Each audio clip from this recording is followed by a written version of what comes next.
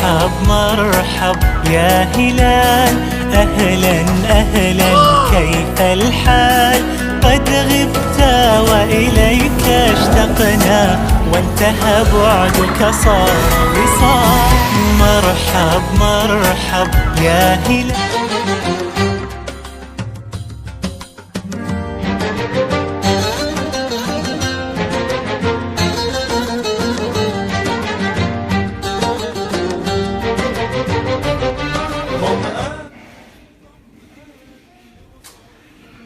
ngal galel yi neɗɗo goto acce galel goto tan wiye heɓɗo jooɗo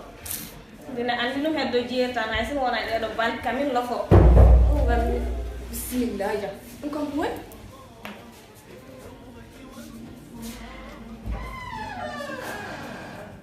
bisimillah jam e galel mawɗo kay def yimɓe aɗo haydar bo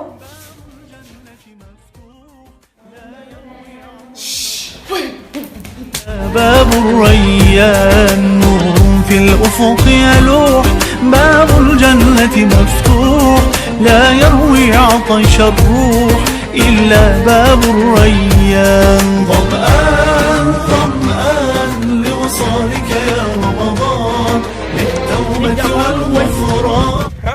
أنت من كوري كوري مثلا تانغونو ها ولا كان ها ولا من جيجا بو ادم من انا وات دون دو دو يسولا كان غوندو ina wari amen an dog dog ngal kubi al bumi ngal do ngal jiida jinne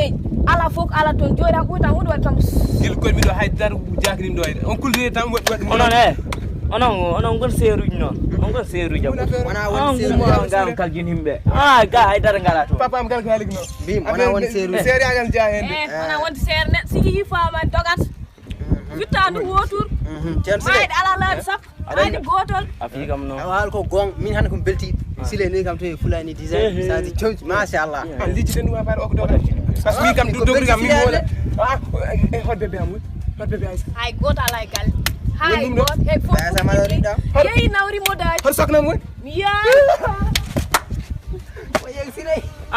wuti 700 codan na dal jin himbe ngare njem on للتوبة والغفران.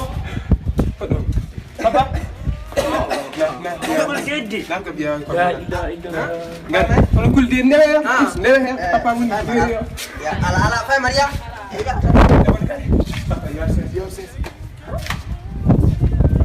on kurdedi on a pawuji on kurdedi wona dum papa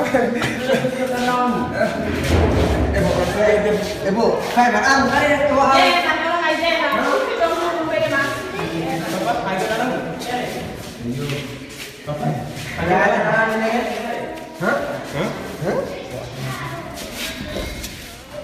وصالك يا رمضان، للتوبة والغفران ومجالسة القرآن.